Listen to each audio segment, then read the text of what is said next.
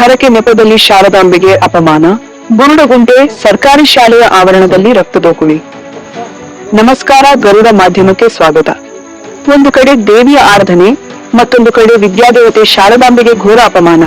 ದೇವರ ಹರಕೆ ತೀರಿಸುವ ಭರದಲ್ಲಿ ಪವಿತ್ರವಾದ ಶಾಲಾ ಆವರಣವನ್ನೇ ಮೈಲಿಗೆ ಮಾಡಿರುವ ಆಘಾತಕಾರಿ ಘಟನೆ ಚೇಳೂರು ತಾಲೂಕಿನ ಬುರುಡಗುಂಟೆ ಗ್ರಾಮದಲ್ಲಿ ನಡೆದಿದೆ.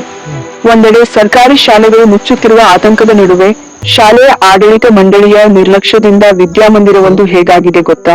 ಇಲ್ಲಿದೆ ನೋಡಿ ಕಂಪ್ಲೀಟ್ ರಿಪೋರ್ಟ್. ಚೇಳೂರು ತಾಲೂಕಿನ ಬುರುಡಗುಂಟೆ ಗ್ರಾಮದಲ್ಲಿ ಇತ್ತೀಚೆಗಷ್ಟೇ ಗಂಗಮ್ಮ ದೇವಿಯ ಜಾತ್ರಾ ಮಹೋತ್ಸವ ಅದ್ದೂರಿಯಾಗಿ ಜರುಗಿತು. ಬೇರೆ ಬೇರೆ ಕಡೆಯಿಂದ ಬಂದ ಭಕ್ತಸಾಗರ ದೇವಿಗೆ ತಮ್ಮ ಹರಕೆ ಒಪ್ಪಿಸಿದೆ. ಆದರೆ ದೇವಸ್ಥಾನದ ಬಳಿ ನಡೆಯಬೇಕಿದ್ದ ಕುರಿ ಬಲಿ ನಡೆದಿರುವುದು ಮಾತ್ರ ಸ್ವಲ್ಪವೇ ದೂರದಲ್ಲಿರುವ ಸರ್ಕಾರಿ ಅನುದಾನಿತ ಬುರುಡಗುಂಟೆ ಗ್ರಾಮಾಂತರ ಪ್ರೌಢಶಾಲೆಯ ಮುಂಭಾಗದಲ್ಲಿ.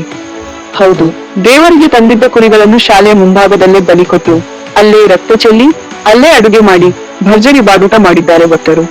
ಪವಿತ್ರವಾದ ವಿದ್ಯಾಮಂದಿರವನ್ನು ಒಂದು ದಿನದ ಮಟ್ಟಿಗೆ ಕಸಾಯಿಖಾನೆಯಂತೆ, ಊಟದ ಛತ್ರದಂತೆ ಬಳಸಿಕೊಂಡು ಶಾಲೆಯ ಆ ಶಾರದಾಂಬೆಗೆ ಘೋರ ಅವಮಾನ ಮಾಡಲಾಗಿದೆ.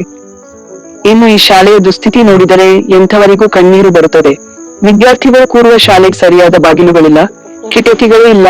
ಇಷ್ಟೆಲ್ಲ ರಾದ್ಧಾಂತ ಶಾಲೆಯ ಆವರಣದಲ್ಲಿ ನಡೆಯುತ್ತಿದ್ದರೂ ಶಾಲೆಯ ಆಡಳಿತ ಮಂಡಳಿ ಏನು ಮಾಡುತ್ತಿದೆ? ಮೌನವಾಗಿ ಕುಳಿತಿರುವುದೇಕೆ? ಕನಿಷ್ಠ ಶಾಲೆಯ ಆವರಣವನ್ನು ರಕ್ಷಿಸಿಕೊಳ್ಳುವ ಜವಾಬ್ದಾರಿ ಅವರಿಗಿಲ್ಲವೇ? ರಾಜ್ಯದಲ್ಲಿ ಈಗಾಗಲೇ ಮೂಲಸೌಕರ್ಯಗಳ ಕೊರತೆಯಿಂದ ಸಾವಿರಾರು ಸರ್ಕಾರಿ ಶಾಲೆಗಳು ಮುಚ್ಚಲ್ಪಟ್ಟಿವೆ.